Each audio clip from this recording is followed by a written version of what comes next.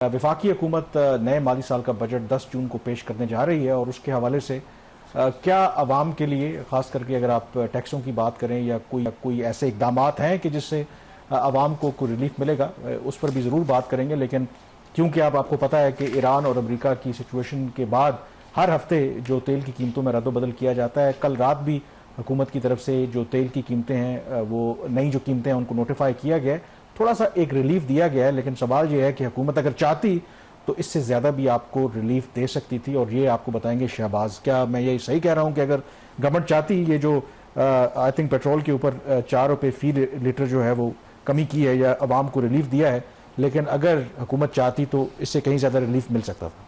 अगर इससे चाहती तो इससे कम से कम 4-5 गुना ज्यादा रिलीफ मिल सकता था, रिलीफ की हद तक। देखिए, वज़ीर-ए-आज़म शहबाज शरीफ कौम से ये वादा किया था जब आलमी मंडी में तेल की कीमतें ऊपर जाना शुरू हुई, तो उन्होंने कहा जी कि हमारी मजबूरी है, हुकूमत पाकिस्तान के पास गुंजाइश नहीं है। ऑल्दो उन्होंने 1 महीना कुछ अब्जॉर्ब किया। एक तो पहले ही गो में उन्होंने, जब आलमी मंडी में तेल की कीमतें भी बढ़ना शुरू हुई थी और पाकिस्तान में उसका इम्पैक्ट नहीं आया, तो खुद ही उन्होंने 20% से कीमतें बढ़ा दी।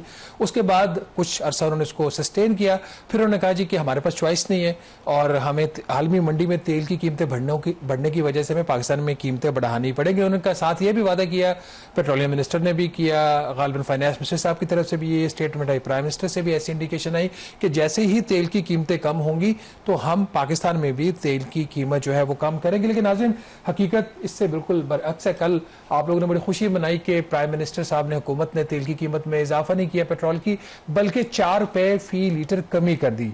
ये पूरी कहानी नहीं है। पूरी कहानी ये है कि 6 जून को जो हफ्ता खत्म हुआ उसमें आलमी मंडी में जो तेल पाकिस्तान ने इंपोर्ट किया पेट्रोल, और उसमें इंपोर्ट ड्यूटी डाल की जो कीमत थी वो कोई 236 रुपए फी लीटर थी, जो पिछले हफ्ते के मुकाबले में 26 रुपए 60 पैसे फी लीटर कम थी। अब ये जो 235 रुपए और 380 रुपए या 378 रुपए जो इस वक्त जो रेट है, इसमें फ़र्क क्या है? इसमें पेट्रोलियम लेवी होती है, इसमें डीलर्स के मार्जिन होते हैं, इसमें ऑयल मार्केटिंग कंपनीज के मार्जिन होते हैं, फिर फ्रेट इक्वलाइजेशन मार्जिन होता है, क्लाइमेट सपोर्ट लेवी होती है। तो जो मेजर इंक्रीज आया जो इसके अंदर, वो लेवी के अंदर आया, जो 26 बल्कि जो 30 मई का रेट था पेट्रोलियम लेवी का, वो पेट्रोल के ऊपर 91 रुपए 34 पैसे फी लीटर था, जिसको हुकूमत ने बढ़ाकर कल 116 रुपए 8 पैसे फी लीटर कर दिया गया है। तो कल बजट से सिर्फ 4 दिन पहले हुकूमत ने पेट्रोल के ऊपर 24 रुपए 74 पैसे फी लीटर पेट्रोल के ऊपर जो टैक्स में इजाफा कर दिया है। ये उस वादे के बिल्कुल बरक्स है जो वज़ीर-ए-आज़म साहब ने अवाम से किया था कि जब तेल की कीमतें कम होंगी आलमी मंडी में तो पाकिस्तान में भी कम की जाएंगी। अगर हुकूमत ये जो है 24 रुपए या 25 रुपए फी लीटर तेल की कीमत, इसमें पेट्रोलियम लेवी के ऊपर इजाफा ना करती तो आज पेट्रोल जो है वो 353 रुपए फी लीटर होता है। और हुकूमत जो उसकी IMF के साथ अंडरस्टैंडिंग है उसके तहत अगर वो उसी 80 रुपए फी लीटर पे लेवी रखे तो आज पेट्रोल जो है वो 342 रुपए फी लीटर होगा। कामरान, इसमें हुकूमत ये कहेगी कि हमने कोई इसमें मुनाफा नहीं कमाया। इधर से अगर हमने 25 रुपए फी लीटर पेट्रोलियम लेवी पेट्रोल के ऊपर इजाफा किया है तो डीजल के ऊपर हुकूमत ने उसमें उतना ही कमी भी कर दी है, ताकि जो डीजल की प्राइस है वो मेंटेन रहे जो पिछले हफ्ते के ऊपर थी, क्योंकि डीजल वाली साइड पे जो आलमी मंडी में प्राइस में इंक्रीज आया था। तो एक बैलेंस करने की, लेकिन बैलेंसिंग एक्ट इसकी हमें तो समझ नहीं आ रही कि आखिर ये मोटरसाइकिल वाले के पास और 660 सीसी वाले, 800 सीसी वाले, 1000 सीसी वाली गाड़ी वाले के पास हुकूमत ने कौन सा पैसा देख लिया है, जो कौन सी कसर है जो बाकी रह गई है जो उनसे पैसा निकालने की, कि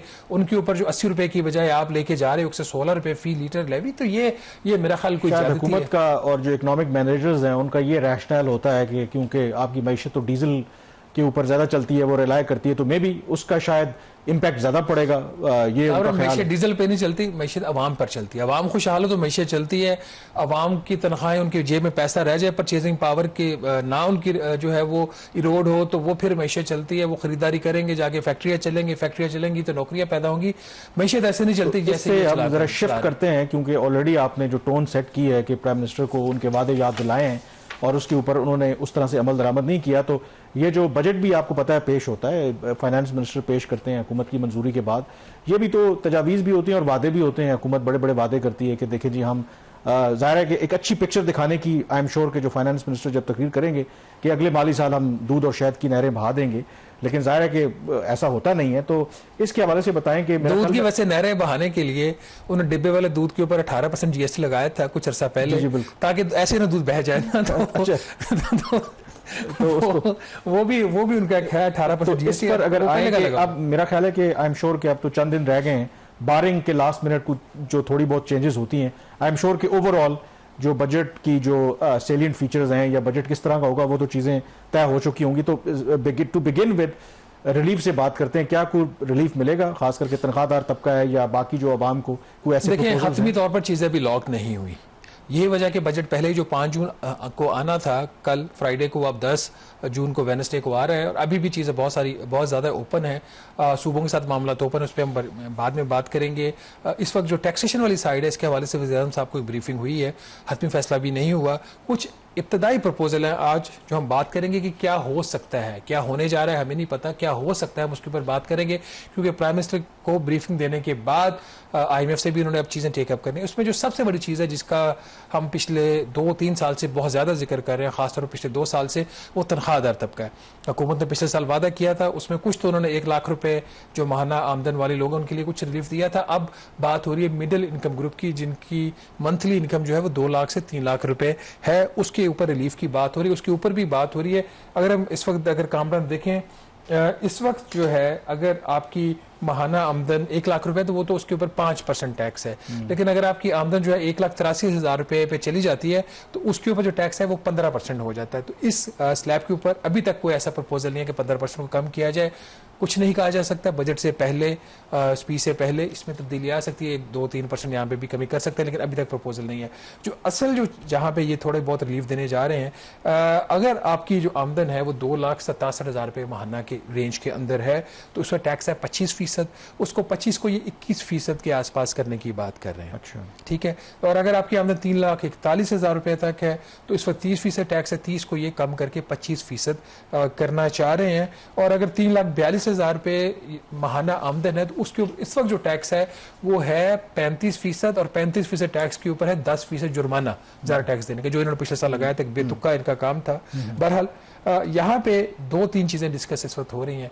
एक तो ये चीज डिस्कस हो रही है कि ये जो 3,42,000 माहाना आमदन जिसके ऊपर 35% टैक्स लगता है, ये इसको रिलैक्स किया जाए, और दूसरे ये जो जुर्माना है इसको खत्म किया जाए। IMF इस हद तक जो हमारे पास इतला है, इस हद तक तो तैयार है कि 3,42,000 को आप ले जाए 4,66,000 रुपए के ऊपर पर मंथ के ऊपर, उस पर आप 35% लगा रहे हैं। लेकिन हुकूमत इस पे अभी तक IMF की बात से वो मुतमिन नहीं है।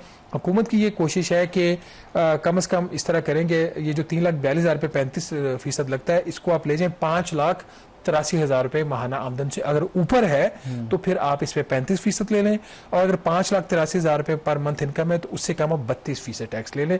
इसके आसपास जो है वो बात हो रही है। अब ये डिपेंड ये करता है कि जो एक fiscal limited fiscal space IMF ने पाकिस्तान को दी है, कोई 150-200 अरब रुपए की टैक्स में कमी करने की, तो उसमें कितना यहाँ पे सैलरीड क्लास के लिए आएगा, कितना हुकूमत जो बाकी जो इंडस्ट्रियलिस्ट के ऊपर भी काफी बोझ है टैक्सों का ज्यादा उनकी आमदन के ऊपर, उसके ऊपर कितना गिवन देयर ट्रैक रिकॉर्ड। अभी हमने जो पेट्रोलियम लेवी की बात भी की थी, तो आई थिंक जहाँ तक तनख्वाहदार तबका है, ताजरों को तो ये शायद कंसेशंस दे सकते हैं, शायद तनख्वाहदार तबके को देने के हक में, इवन के जब वो काबीना का इजलास भी होता है, फाइनल जो एक फॉर्मेलिटी होती है बजट को अप्रूव करने के हवाले से, तो आई एम श्योर कि मेरा नहीं ख्याल कि कोई बहुत ज्यादा सिंपैथेटिक मूंगफली देते हैं। तो इसमें अब जो दूसरे जो एक और अगेन जिसको ज़ाहिर है कि गवर्नमेंट का ये जो टैक्स लोग लगाते हैं इनकी अपनी इंटरप्रिटेशन है।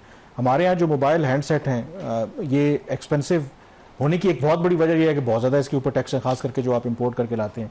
तो इसके हवाले से भी सुना है कि तजवीज़ ज़ेर गौर है कि जो इस वक्त अगर आप इंपोर्टेड हैंडसेट यूज़ करते हैं उस पर 55% टैक्स है। और ये कि अगर फर्ज करेंगे अगर एक मोबाइल की कीमत लाख रुपया है तो उसके ऊपर जो है 55,000 रुपये 55,000 रुपये टैक्स है, और 45,000 उसकी कीमत है और 55,000 रुपये उस पर टैक्स है।